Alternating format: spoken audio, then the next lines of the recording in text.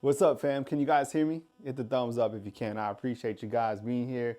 Thank you for joining me today. Finally back home. Feels good. I was on the road for like, I don't know, 25 days or something like that. So back home to my kids, my two French bulldogs, and have a lot to go over today. So run the thumbs up on this video. I appreciate you guys being here. And first, we start out with could Alabama have two commitments today? All right, so what we are watching from a commitment standpoint is you have two prospects from the class of 2024. We'll start with the first one. Daniel Hill, who is a running back out of Meridian, Mississippi. So we've been talking a lot about the running backs lately. What's up, guys? I see you inside the comment box. Good morning to you guys. Hit the thumbs up. Run the thumbs up, everybody. All right, so Daniel Hill and Zay Mincy are committing today during the All-Star game, which is held in San Antonio, Texas. So let's start with Daniel Hill. He's a four-star running back, 6 foot, 235 pounds. Dude is a bruiser. Really like his highlight tape. And I think when you kind of build up your running back group, I mean, it's been a little bit of a minute since Alabama has, and we just got some breaking news in. Jermaine Burton is headed to the NFL. So there's some breaking news for you guys as well. Jermaine Burton headed out. Let's first talk about the running back that is committing today. A lot of people like Alabama. When you look to Alabama's running back room, let's start there, okay? So if Daniel Hill is to commit to Alabama, that would mean that Alabama has picked up two running backs from the class of 2024. Now, yesterday we learned that Roydell Williams has put his name in the transfer portal and still waiting on an update from Jason McClellan. Now, I did hear the audio that you guys were talking about from Jason McClellan's mom saying that after the game, and we know this, they spoke with Coach Saban. They go over all the options. So we're still waiting on an update from Jace on what he is going to do. Go to the NFL or return for another COVID year. So we will keep you posted on that right here at Bama Football on YouTube. Let me know, do you think that Jace goes to the NFL or do you think he comes back? In my opinion, I think he goes. It's probably a tough decision. Otherwise, we'd already know. But the running back room, as you guys know, you got Jam Miller and Justice Haynes. Those are going to be your guys this coming season. I don't know what Jace is going to do. And his mom said he's been playing on nearly a broken foot. My goodness. I mean, he looked pretty nice during the Rose Bowl. I think when you look to Daniel Hill, that would be a really big pickup because you do have Kevin Riley also, right? So you have, let's just say, besides Jace, because we don't know yet. What we do know is that you have the running backs currently on the roster. You have Jam Miller, Justice Haynes, each capable to do their thing completely, right? Then you have Richard Young. I know in the past when I've talked about the running backs, I haven't talked about Richard Young. That's no disrespect. He just didn't get a lot of opportunities this past year. Then you're also going to have Kevin Riley, who was added from right here in Northport. And then you have potentially Daniel Hill. So if Daniel Hill does make his announcement, that will be a big boom for Alabama this class of 2024. So big, imposing running back, 240 pounds. Really like what he brings to the table. The second prospect that will announce his decision at the same All-Star game, and I think from what I understand, the All-Star game is at 12 p.m. Central Time, and they're going to announce in the fourth quarter. You also have Zay Mincy. Now, why is this important? He's a four-star cornerback. Number 3 overall player in the state of Florida, and he's a 4-star. So when you look to getting players from the state of Florida, clearly really important, but bolstering that secondary unit is really something that Alabama wants to continue to do. So picking up Zay Mincy and Daniel Hill would be a big day for Alabama. So we will keep you posted on that going forward right here at Bama Football on YouTube. Run the thumbs up on this video. I appreciate you guys being here this morning. Feels good to be back home in Tuscaloosa, I'm not going to lie. All right, so what did we learn yesterday? We learned that Roydell Williams is hit in the transfer portal. And then this morning we learned that Seth McLaughlin is actually transferring to Ohio State. Did you guys see that? What do you guys think about that news with Seth going out to Ohio State?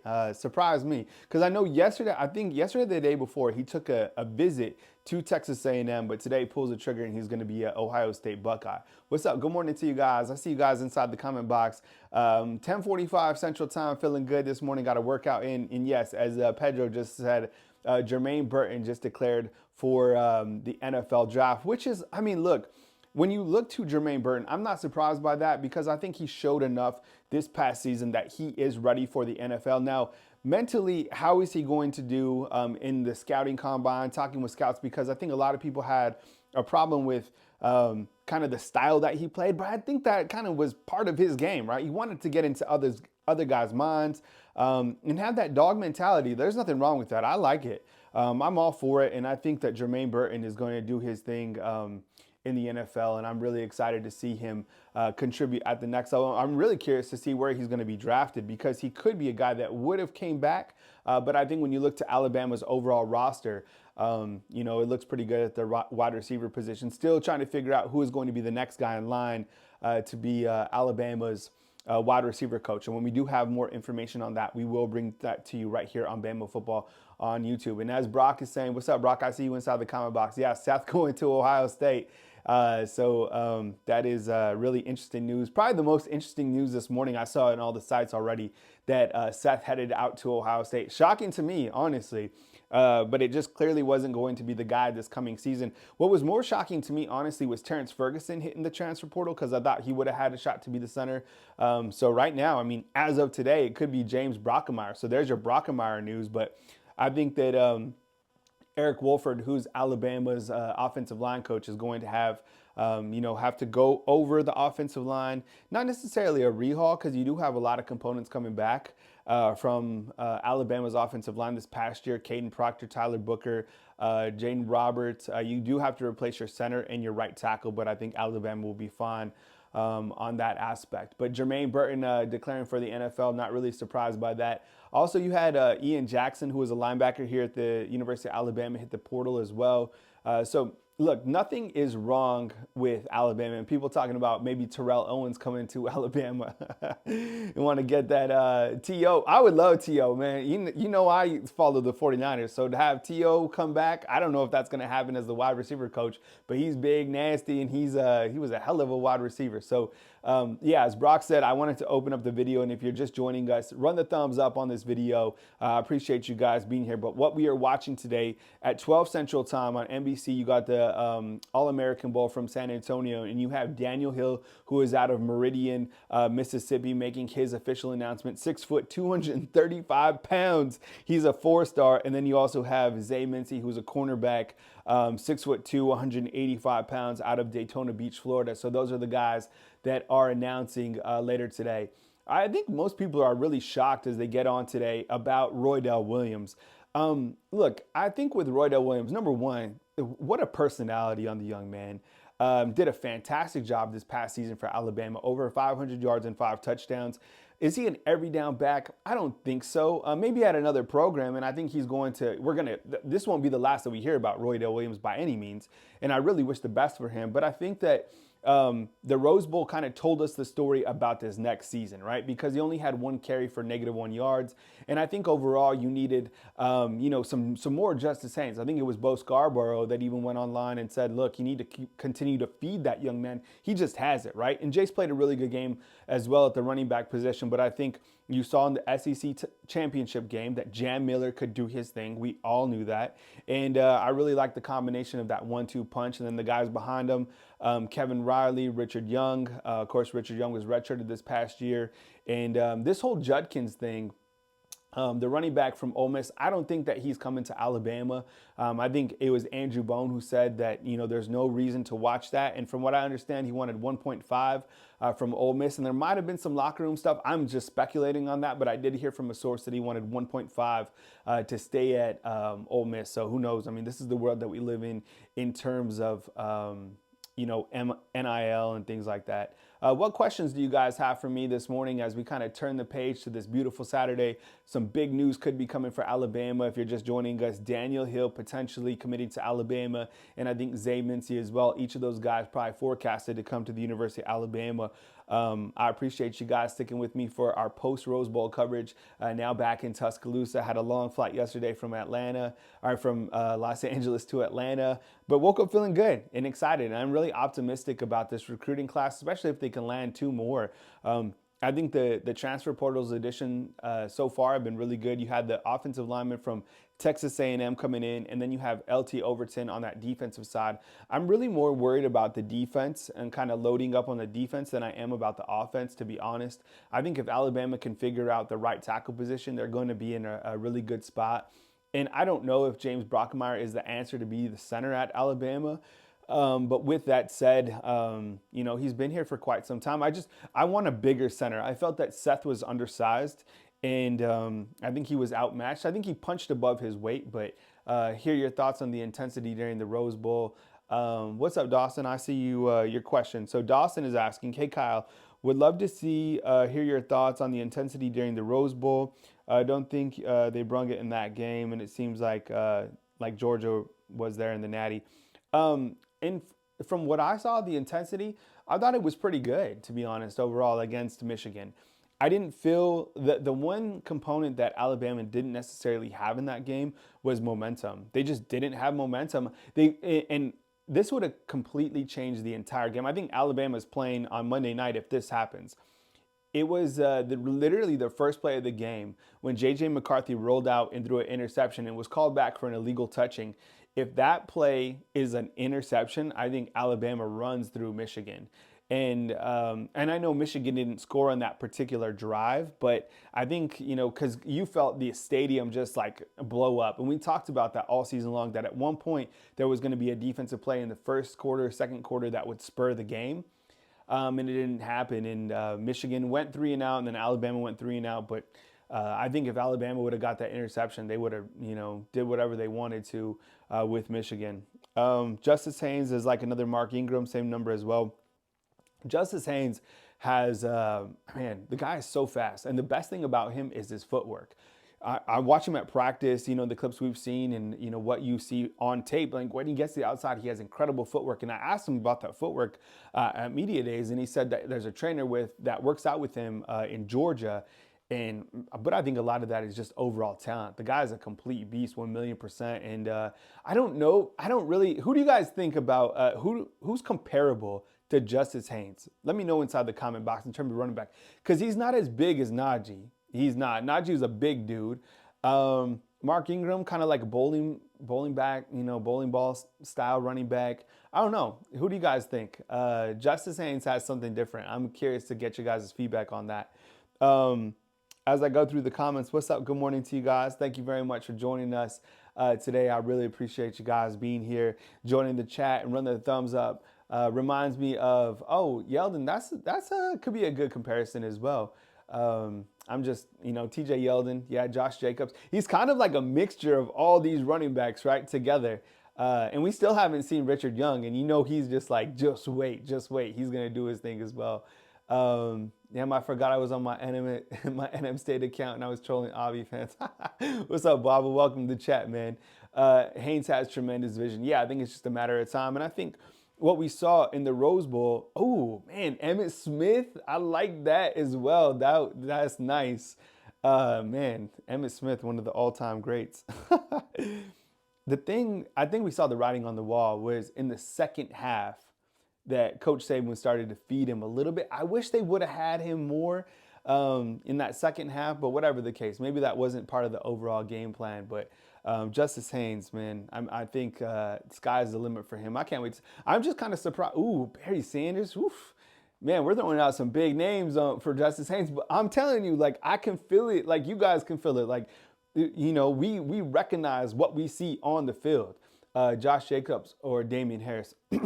I think he's faster than Damian Harris, and I think he has better footwork. Josh Jacobs, that might be a good comparison, to be honest. I really like Josh Jacobs, and the best thing about Josh Jacobs is the way he was utilized here at Alabama.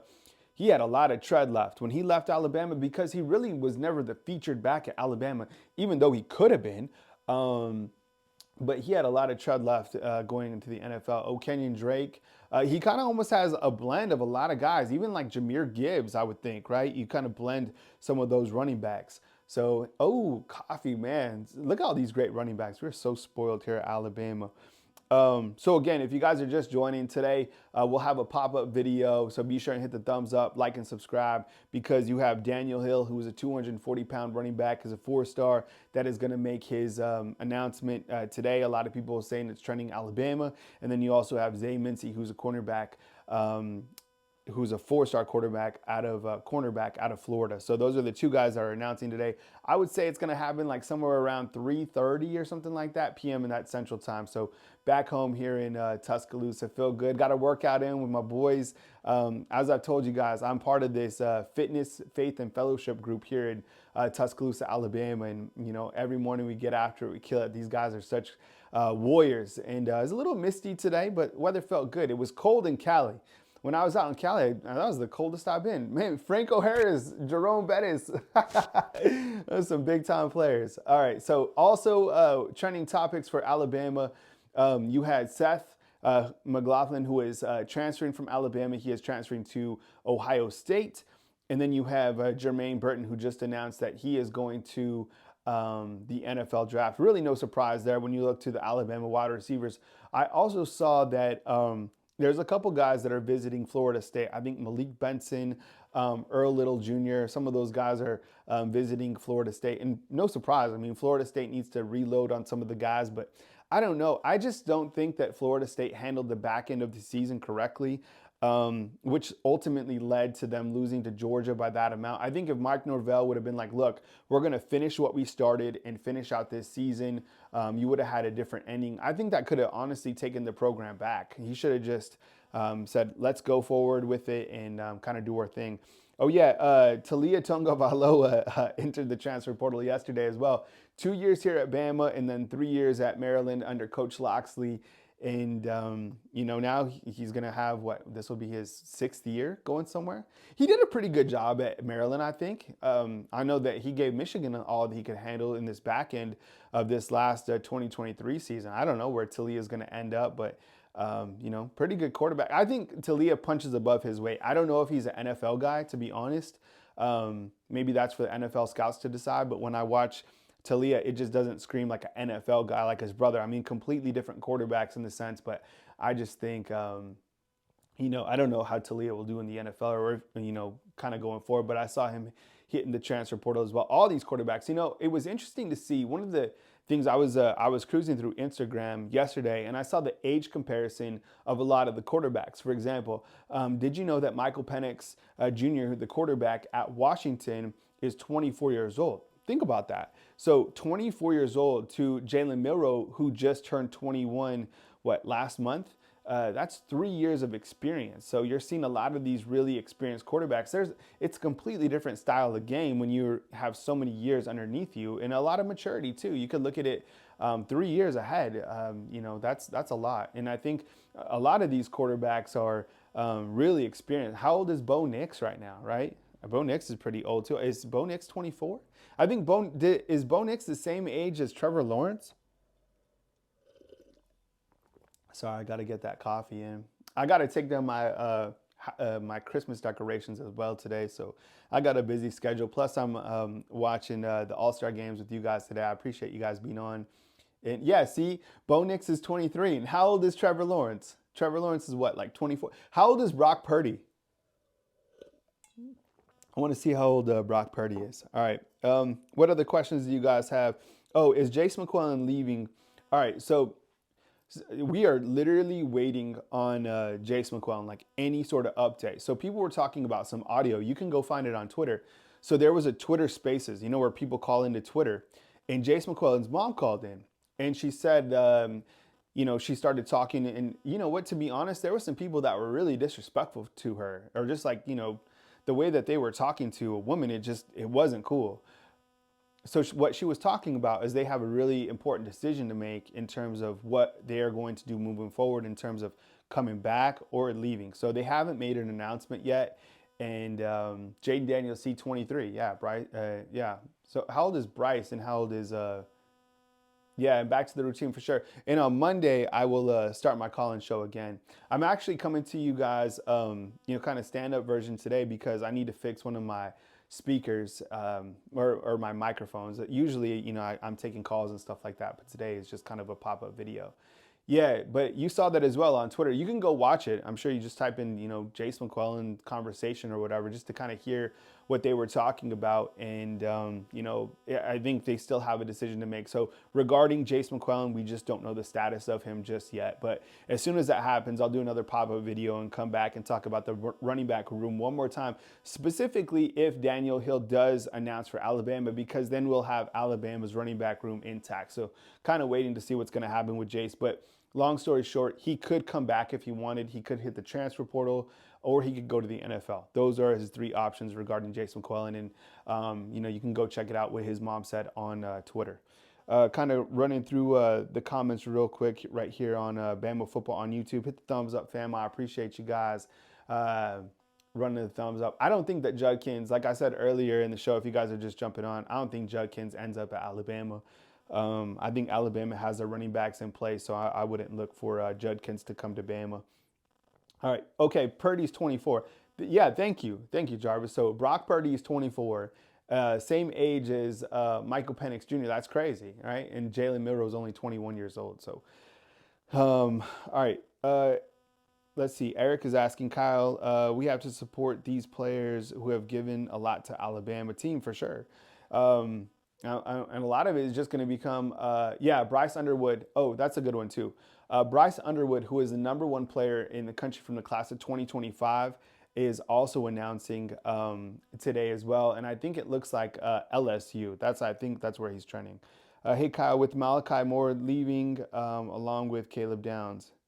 I think from what I understand, Malachi Moore is coming back. That was reported by Chris Lowe of ESPN. So what that means is that you have your star position player coming back in Malachi Moore, which that's huge, right? Malachi Moore coming back and Deontay Lawson coming back. That's tremendous. Then you also added Damani Jackson to that secondary because both Kool-Aid and Terrion are leaving.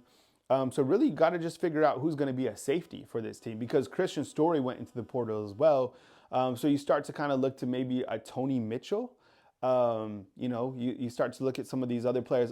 Des Ricks. So maybe if they get Des Ricks in, they can put one of these other players at the safety position. I don't know. I think Malachi Moore theoretically could play the safety if he needed to. That was one of the things I was talking. How about Devontae Smith? So a lot of these guys can play every single position, and that's something that Devontae Smith was talking about, was the fact that all these guys can play all of the positions, even dime when they have an extra DB on the field. So I like the fact that they added Damani Jackson 1,000,000%. But I think, he has to prove himself because people were like, okay, yeah, excited about to see a 5-star. But this past season, I don't think a lot of people were really, overly impressed with the play. And that's nothing. I mean, that might just be a USC development thing. But once he gets here and has Travarius Robinson working with him, who knows? I think he's been doing a really good job with the Alabama secondary so far. I just saw Andrew Bone tweeted something out. Let's go check out what he's saying. All these guys up in the Alabama space do a really good job, just crushing it all the time. I love the grind. The grind don't stop. When you cover the Alabama football team, don't stop. You continue to cover. Just talking about basically the class of 2024 and the class of 2025 and how it could come together today. But what we are watching Daniel Hill, who is a 240-pound running back, and then you also have Zay Mincy, who's a top corner. Each of those guys are committing today during the the All-American All-Star game, which you can watch on NBC. It starts at 12 p.m., and I think they're going to announce in the fourth quarter. So I know we all got chores to do. I got chores to do as well. I'm about to break down my Christmas stuff and kind of put everything away following my return from Los Angeles, which was a great trip. I enjoyed it other than the fact that Alabama lost. So I'll take a couple more questions before I bounce out, but I appreciate you guys being here. Do I believe that Jalen Milroe has reached his ceiling? What will Nick Saban do if we can't move the ball next season? No, I don't, like I was just saying earlier, I mean, Jalen Milroe is only 21 years old, and I think he grew up a ton. I mean, think about from the start of the season to the back end of the season. And the more I think about it, I mean, the offensive line was probably a little bit overhyped, and the fact that these bad snaps were a continued issue. You heard Coach Saban on the Pat McAfee show even talking about the bad snaps. So that really contributed to But the part that I don't understand is why keep Seth in? If you're having these problems, why keep him in? That's kind of like, in my opinion, that's on Coach Saban or Tommy Rees, right?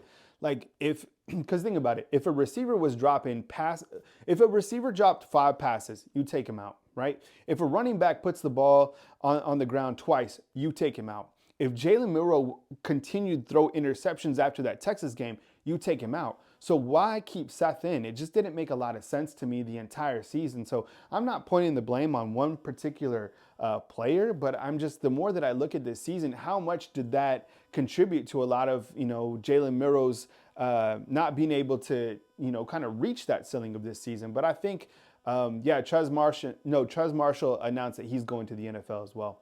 Yeah, and I think what happened to Amari Niblack, I don't think anything happened to him. I think that they just couldn't get the football to him. A lot of mouths to feed, but they didn't get the football to him. I thought they'd get it. I thought that Niblack would be used a lot more. Same with Kendrick Law, but I think the offensive line kind of slowed down the overall quarterback development.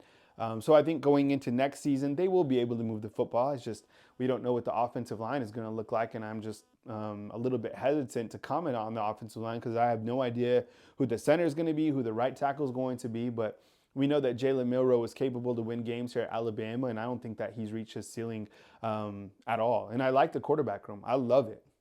I like the fact that Ty Simpson's coming back, shows a lot of moxie, shows a lot of poise that he's coming back. You have Dylan Lonergan, you have Julian Sain. That's a loaded quarterback room, 1,000,000%. What else we got? Reading some other comments. Julian's not ready. Yeah, 100%. Julian's not ready. I don't think so at all. Like the foot, I saw him at practice. He weighs like 100, I don't know, 80 pounds, if that. I might be being generous there. His arms were super small. He's not ready, but I mean, clearly he has it. I mean, the guy's a magician. Watch his tape. He's just blown away. And one of the best tapes that I've seen in a long time from a quarterback. I mean, he has it. He's just not ready 100%. Saban should have looked at the wide receiver coach from Washington. Great room, but what does it matter if your O-line doesn't do the job? Yeah, for sure. Yeah, if they can't get the offensive line together, then what difference does it make, right? It doesn't really matter who the quarterback is. I don't know. We've kind of all looked at that last play, that 4th and 3. I don't know if it was the call, if it was it kind of starts to look like the bad snap, right? And then everybody's pointing the finger at Seth. I don't know. The fact of the matter is, I mean, I didn't like the fact that Michigan scored in overtime right off the bat. TO for the wide receiver coach. I don't know if Terrell Owens is coming to Alabama or not. I would like it, as I said earlier, just because I'm a 49ers fan and I respect TO's game, but I don't know if that makes sense or not. Kyle, do you think we have elite coaches? Do you think elite coaches want to come to Bama still? Yeah, 1,000,000%, of course. As long as Coach Saban is here, people are going to want to come over here to be mentored by him. And his Rolodex, I remember listening to Ellis Ponder, who's the director of football operations. He was saying like Coach Saban's Rolodex, if you don't know what a Rolodex is, basically a phone book, is thicker than anybody else's. So there's an extensive list that Coach Saban is going to methodically go through to build up the next wide receiver coach. And we've kind of been going back and forth inside the comment box. A lot of people feel like I was even having a conversation with one of my workout buddies this morning, and he was like, look, Holman Wiggins, yeah, say what you want. He was like, he didn't recruit 5-star wide receivers. I started thinking about it. I was like, actually, that's a good point, because I've been kind of on the train lately that I feel losing Holman Wiggins at the wide receiver position was a big loss. But this guy, one of my buddies, was like, nah, I don't think it's a big loss. He wasn't able to recruit any 5-star wide receivers. That's why. And then we started talking about Ryan Williams and, does that hurt, losing Holman Wiggins? And he was like, nah, not necessarily. That was his point of view. So maybe he was right. The Ryan Williams thing is a whole other can of worms, to see what he's going to do. But the fact is, if you've seen Ryan Williams' game, like, the dude's an absolute baller. And he keeps saying he's 100% committed. I just want to see that name, like, on the paperwork on February 9th that says Ryan Williams to Alabama. All right. Is this next year Saban's last? No. Look, you want me to tell you something? I came to Alabama, like to Tuscaloosa, to cover Coach Saban's retirement. I did. I felt, within the next, and I've lived here for 7 years, and we've been talking about that every single year. And I got hit the coffee. Um, I don't think that no, like this isn't his last year. I think he's still in a good spot. I think he still wants another national title or two more. I think he's in good health, and he has always said this: as long as he is able to contribute at a high level for the program, that he's going to stay around. He took the team to the playoffs. Was it the number one recruiting class or number two?